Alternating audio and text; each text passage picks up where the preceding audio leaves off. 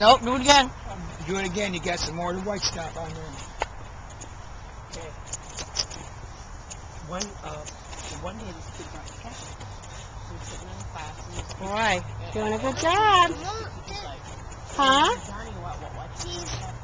Cheese? Mama's saying that.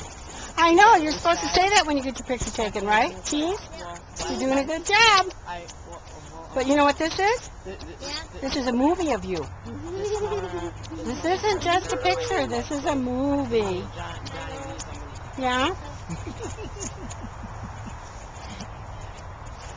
When Johnny went to school, and that day, they were having a report on what does your daddy do for work. Another Johnny said, Good job. He's lifeguard.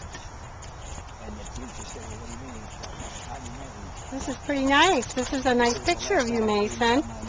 No, it's a movie. Well, yes, this is true. This is a movie about Mason. With, Call it the little guy who tried to make a marshmallow and then it catches on fire. How about now?